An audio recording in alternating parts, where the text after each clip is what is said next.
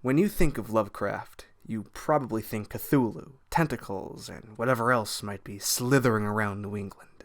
He's a big name in horror and pioneered the subgenre of cosmic horror, sometimes going off his name as Lovecraftian horror.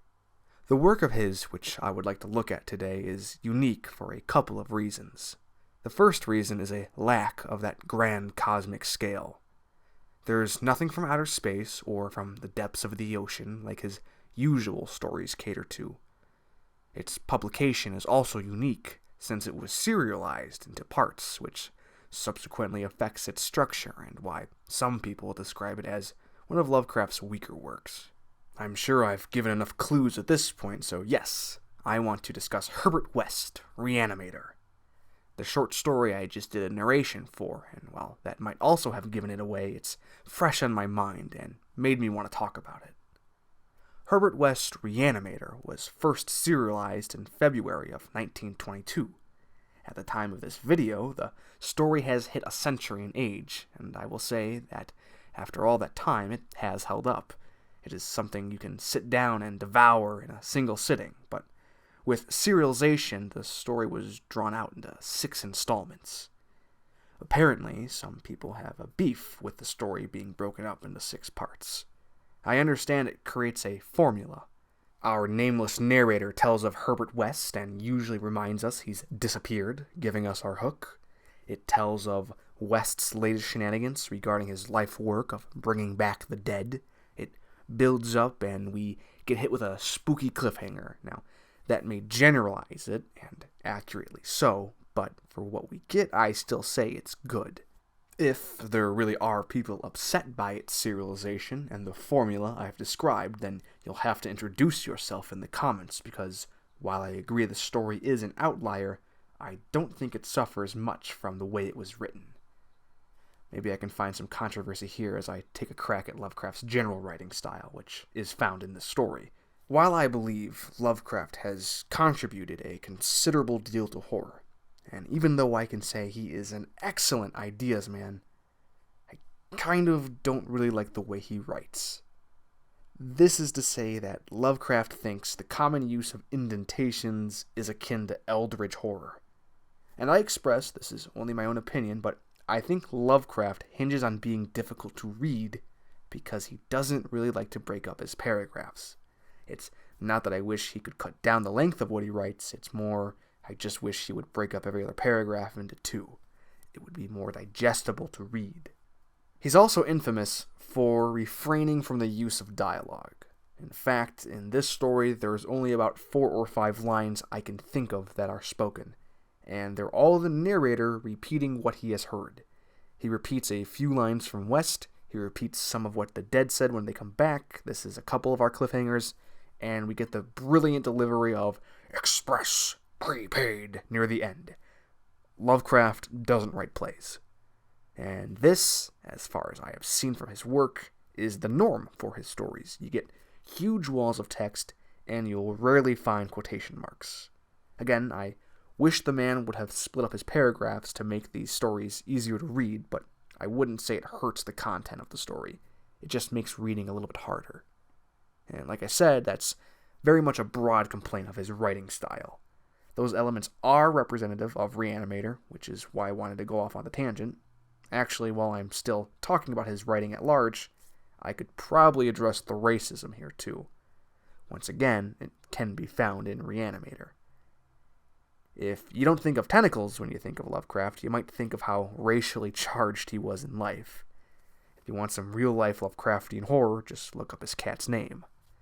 I don't want to give him a pass because, yes, it was a different time, but 100 years after his time, I can't help but cringe when I read lines like, "It was a very foolish hysteria, for the boy had often run away before. But Italian peasants are exceedingly superstitious, and this woman seemed as much harassed by omens as by facts." And it puts a bit of a bad taste in my mouth. And while yes, you would expect to hear the word Negro used instead of black, because, once again, just a different time, it's still pretty weird reading lines like, "The Negro had been knocked out, and a moment's examination showed us that he would permanently remain so.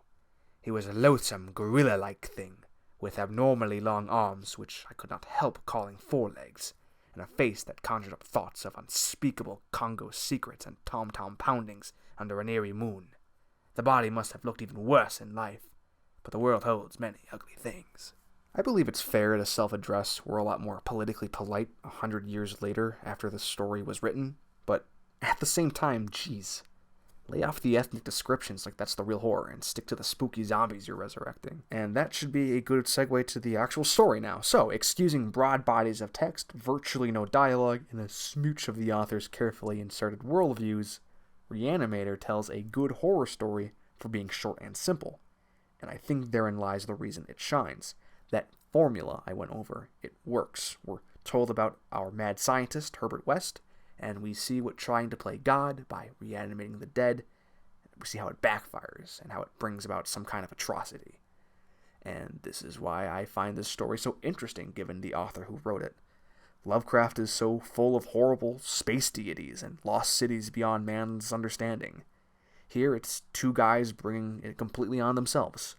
West is creating the serum that reanimates the dead. It's not something he found in a New England cave or inherited from a cult. Instead, he sort of creates a cult of the dead for so inconsiderately thrusting these bodies into a miserable state of unliving, but that's saved for our finale.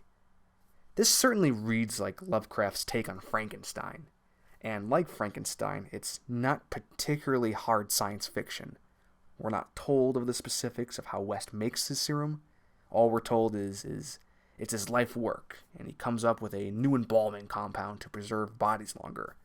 Lovecraft puts his focus on the methods of acquiring the dead, and how they dispose of the bodies. I think the best moment in this story, the best hit in the gut scene, is one of the less dramatic acts of reanimation. In the 4th chapter, The Scream of the Dead, it's not that final scream that gets me. It's when the narrator is asking the resurrected man where he's been. We know the narrator is curious to see what memory that man coming back might have, and he's also somewhat superstitious for a clue of the afterlife. Of course, answering where he's been, the man only vaguely mouths out, "Only now." It's a very atheistic reflection on Lovecraft's part, and it's also a very good slice of cosmic horror in a story otherwise dabbling with science fiction. It could have been fascinating to see more of the perspective of the dead. What we can infer, given the ending, is that they're mad and really pissed off at West. The rest of the horror builds up to what happens to Herbert West, and like Victor Frankenstein, it's not a happy ending. If you're going to commit crimes against God, then be sure to burn all the bodies. That's the real moral of the story. And I should give some attention to Herbert West as well at this point. Herbert West is a truly, truly horrible human being. He's cold, diligent, and so far off in the spectrum I can't even see him. We're told very early on that West is practically despised by everyone at the university he attends, and his only friend is the narrator. His dedication is rather admirable, but by the events of the 2nd chapter, West really, as far as I'm concerned, loses a lot of sympathy. The 2nd chapter establishes a deadly outbreak of typhoid in the town of Arkham. The dean of the school, very much an obstacle to West's work, dies from the disease and is brought back with the serum.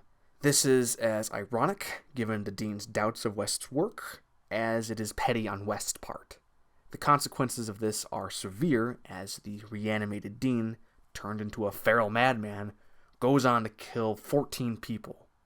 While West never kills anyone in order to have fresh specimens, I would easily say the blood of the 14 slain are on his hands. By the way, I really love the setting of an outbreak with a murderous lunatic on the loose. It's less than a page of content here, but once again, Lovecraft is really good as an ideas man. The greatest stretch of my belief in this story of reanimating the dead is how well the narrator moves on from the 2nd chapter. If I were him, I'd be a lot more wary of West and would have a lot more trouble sleeping at night over what happened. But then again, this does come to pass for the narrator after a few more chapters. It just surprises me that triggering an event that kills over a dozen people doesn't create some deeper conflict, but I suppose we're here for the spooky zombies. West is also responsible for a child being eaten, possibly alive, by another one of his creations. When the Great War breaks out, West isn't motivated by serving his country or tending to the wounded on the front lines. His motives are self-serving, and he goes overseas for access to a plethora of fresh specimens.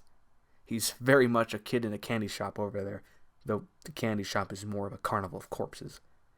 The point is, West isn't a very good person, and while his ultimate fate isn't the most climactic in literature, I can't say it wasn't deserved. Also, a reanimated corpse carrying around their own head, leading a cabal of other corpses?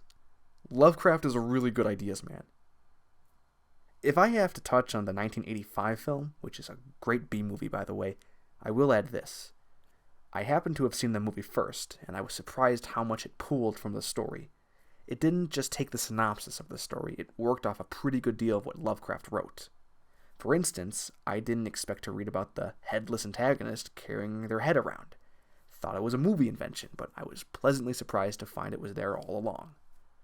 Even the going to a war bit is adapted in the opening of the not quite as good sequel. Should I reiterate that I think Lovecraft is fantastic at coming up with horror ideas? I can't claim Herbert West as a character is a very well-known figure in the mainstream media, but if you narrow the search down and enter the more niche realm of horror, then I have to say Herbert West gained some prominency, and that's a credit to Lovecraft. There are so many icons and ideas derived from Lovecraft's mind, most people can probably recognize them without knowing the beats of their respective stories. I can't say Lovecraft is a genius writer. I feel he's much stronger on the drawing board. But with Herbert West broken into 6 parts, you're still getting a good story 100 years later with a very good message. Burn your evidence so it doesn't come back to get you. There's nothing from outer space. There's a cat, though. Don't look up his cat's name.